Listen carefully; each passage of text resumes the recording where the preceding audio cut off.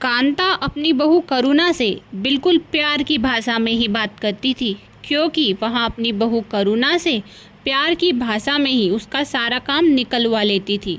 करुणा भोली भाली सीधी सादी थी, उसे अपनी सास की कुछ भी बातें समझ नहीं आती थी, जबकि इधर कांता अपनी चालाकी से अपनी बहू से सब कुछ करवा लेती थी।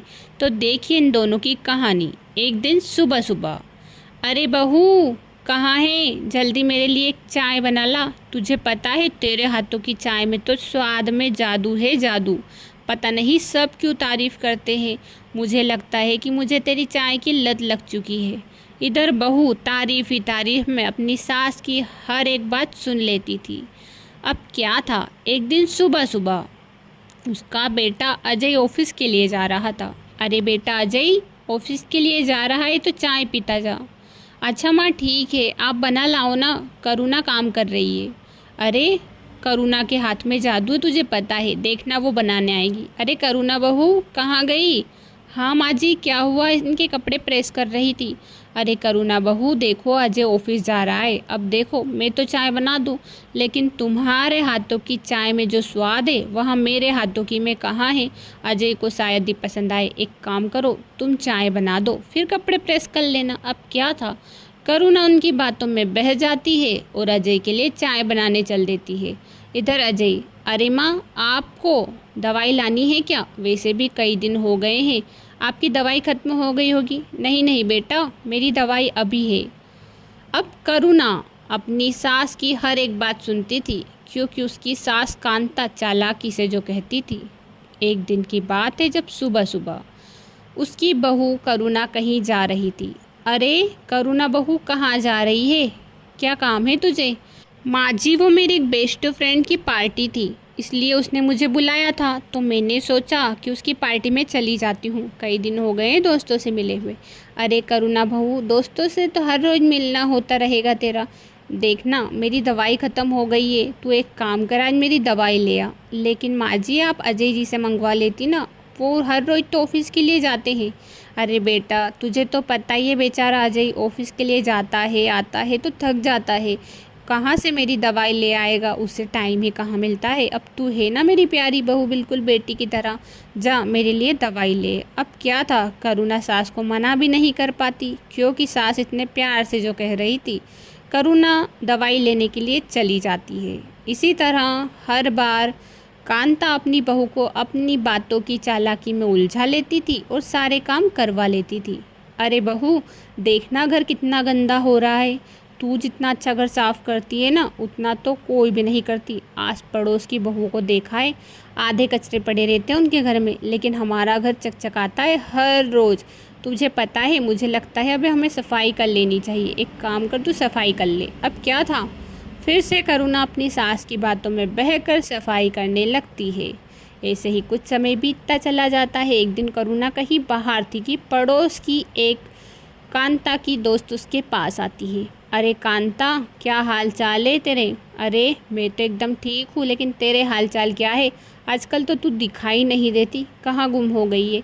अरे कांता क्या बताऊँ, मेरी बहू घर का कुछ काम करती भी नहीं, जो भी कहूँ मुझसे ही करवाती है, चाहे कुछ भी हो जाए। पता नहीं कैसी बहू मिली है मुझे, मेरे तो किस्मत ही फूट गए हैं।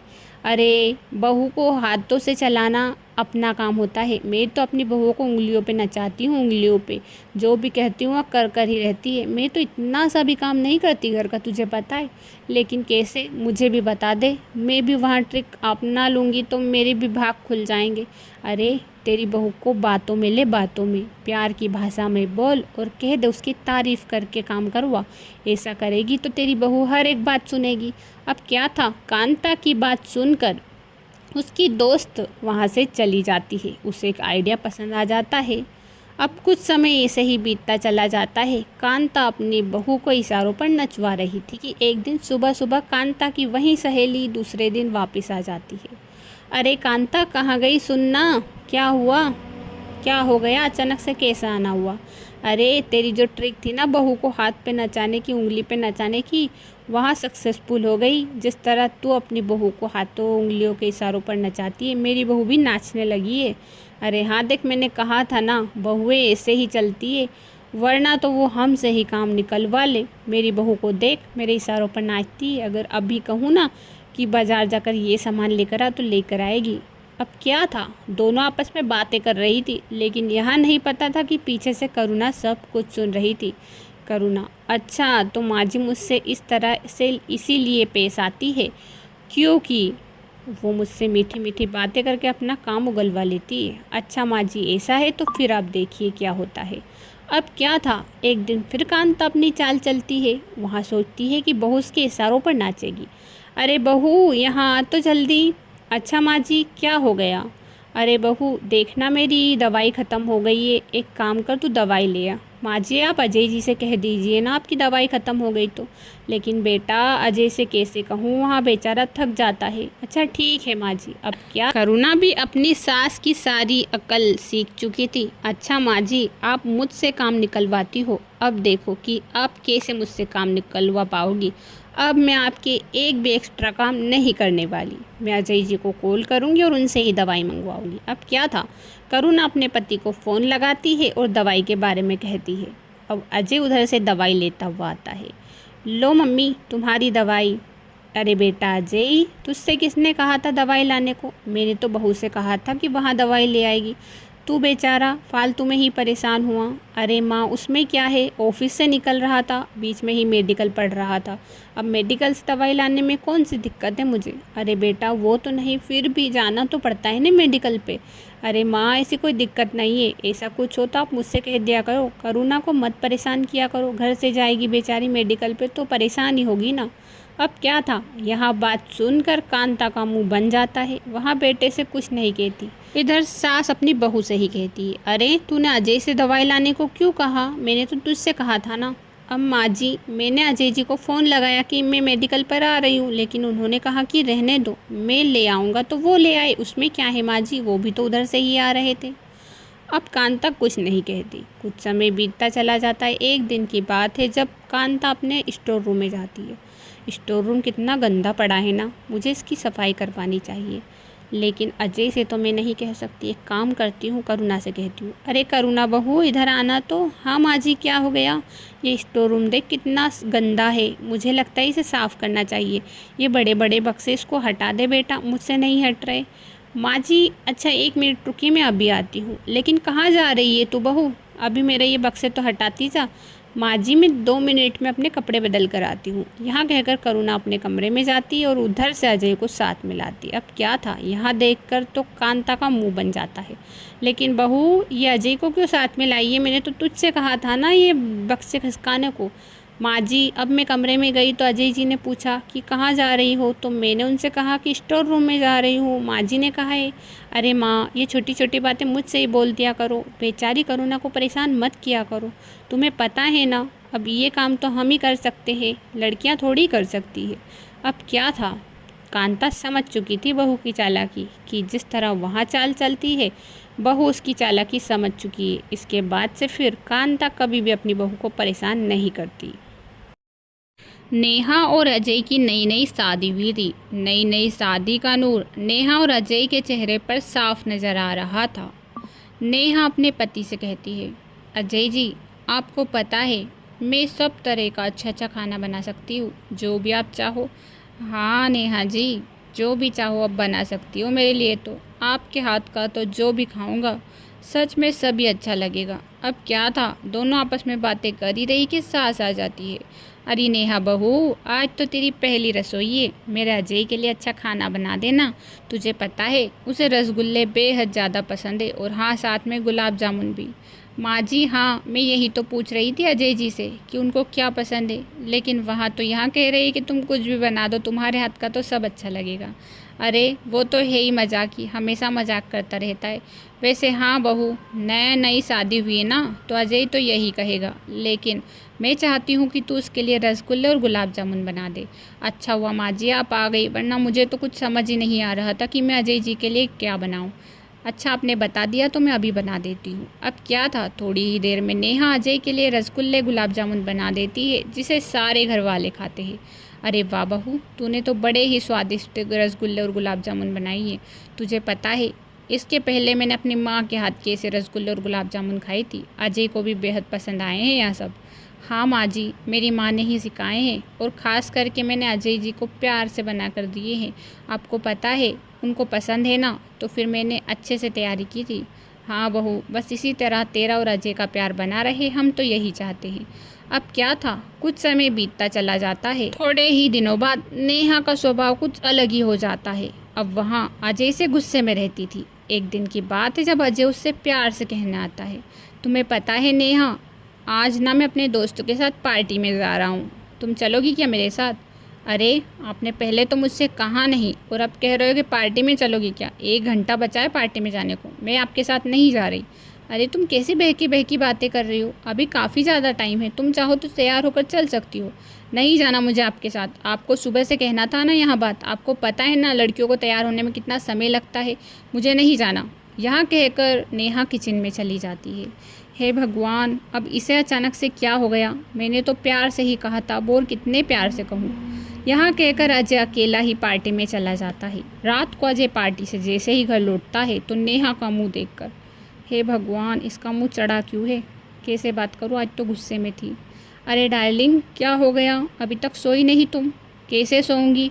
मुझे नींद आएगी तब तो सोऊंगी ना। आप तो पार्टी में चले गए, मुझसे एक बार भी नहीं कहा कि तुम मेरे साथ चलो, और आपको मुझे पार्टी में ले जाना था। शादी के बाद एक बार भी आप मुझे पार्टी में लेकर चले हो जो आज लेकर जाओगे? मुझे तो समझ नहीं आता, दूसरे को पति कितने अच्छे होते हो और आप है कि मेरी कोई फीलिंग्स ही नहीं है यार।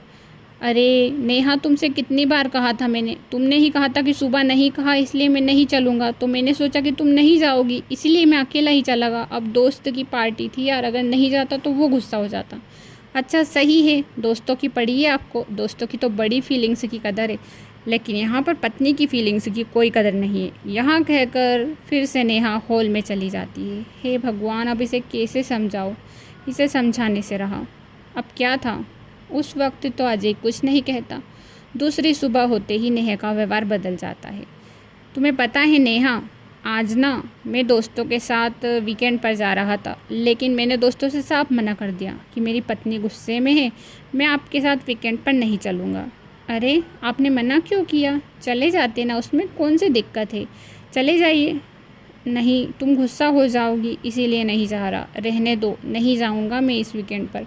अरे मैं तो कोई गुस्सा नहीं हूँ, आप चले जाओ, मुझे कोई प्रॉब्लम नहीं है। मुझे मायके जाने की तैयारी करनी है ना, माँ जो बुला रही है। हाँ हाँ, अगर तुम कह रही हो तो मैं जाता हूँ, लेकिन गुस्सा मत होना, ठीक है? यहाँ कहकर अजय चला जाता है। अजय 2 दिन बाद जैसे ही घर लौटता है तो नेहा का मुँह फिर से उसे फूला मिलता है। अरे अब क्या हो गया तुम्हें, किसी ने कुछ कह दिया क्या? नहीं तो किसी ने कुछ नहीं कहा, फीलिंग्स तो आप ही नहीं समझते, बाकी तो सारे घर वाले मेरी फीलिंग्स समझते हैं। यहाँ पर आपको देखो तो आप हो कि पता नहीं दोस्तों के साथ घूमने में ही लगे रहते हो। दोस्त ज़्यादा इम्पोर्टेंट है आपके लिए, मैं थोड़ी हूँ। दोस्त के साथ जाओ, दोस्त के साथ घूमो, और पत्नी की तो कोई कदर ही नहीं है। लेकिन मैंने तुमसे पूछा था कि मैं वीकेंड पर नहीं जाता हूँ, अगर तुम मना कर देती हो तो, तुमने खुद ने मुझसे कहा था। हाँ तो मैंने कह दिया था तो इसका मतलब ये थोड़ी है कि मेरी कोई फीलिंग्स नहीं है। आपने एक बार भी मुझसे पूछा कि तुम चल रही हो या नहीं? अरे तो वो दोस्तों की ट्रिप थी, उसमें किसी की वाइफ साथ में नहीं जा रही थी, अब मैं तुम्हें साथ में कैसे ले चलता? अकेली रहती ना वहाँ पर, तुम अकेला महसूस करती इसीलिए। अरे आप वहाँ पर थे फिर भी आप मुझे नहीं ले चले। यहाँ कहकर नेहा फिर गुस्से से चली जाती है। हे भगवान, ये दिन ब दिन नेहा का व्यवहार कैसा होता जा रहा है? पहले भी तो यहाँ थी, लेकिन अब तो बिल्कुल ही बदल चुकी है। अब मैं इस पगली को कैसे समझाऊं? लेकिन ठीक है जो भी है। अब क्या था, दिन ब दिन नेहा का व्यवहार बदलता जा रहा था। वह चिड़चिड़ी हो रही थी और हर छोटी छोटी बात पर अजय से गुस्सा हो जाती थी। एक दिन अजय रात को घर लेट लौटता है। हे भगवान, आज तो मेरा मर्डर ही कर देगी ये। अजय हॉल में खड़ा था कि इतने में माँ आ जाती है। अरे अजय बेटा, तू ऐसा चुपचाप क्यों खड़ा है, और क्या हो गया, तू इतना डरा हुआ क्यों है? कुछ नहीं माँ, आपको पता नहीं है नेहा का व्यवहार कितना चिड़चिड़ा हो गया है। वहाँ पता नहीं मुझसे इतना चिड़चिड़ा व्यवहार क्यों करने लगी है, सही से बात ही नहीं करती। अरे बेटा, हर पत्नियों की यही सिचुएशन होती है, मैं भी ना ऐसी ही थी। तुम्हें पता है, जब तुम्हारे पापा और मेरी नई नई शादी हुई थी और तुम्हारे पापा मेरे लिए कुछ नहीं लाते थे, गिफ्ट विफ्ट, और बस बातें ही बनाते थे, तो मुझे अच्छा नहीं लगता था। मैं चाहती थी कि वहाँ मुझे सरप्राइज़ दे, गिफ्ट दे, मुझे घुमाने ले जाएं, और इसीलिए मैं उनसे गुस्से में रहती थी, लेकिन उन्हें यह बात नहीं बताती थी। अगर तू बहू के साथ ऐसा रहेगा तो सच में देखना, वो खुश हो जाएगी और तुझसे अच्छे से बात करने लगेगी। अब क्या था, अजय को अपनी माँ की बात समझ आ चुकी थी। अब अजय अपनी पत्नी के लिए दूसरे ही दिन ही गिफ्ट लाता है। देखो नेहा, मैं तुम्हारे लिए क्या लेकर आया हूँ। अरे वाह अजय जी, कितना अच्छा सरप्राइज़ है। Thank you so much. आप कितना प्यार करते हो ना मुझसे, मैं बहुत ही खुश हूँ। अब क्या था, अजय को लड़कियों की सीक्रेट समझ आ चुकी थी कि पत्नियाँ कैसे खुश होती है। अब तो वहाँ नेहा को कभी गुस्सा होने का मौका ही नहीं देता था।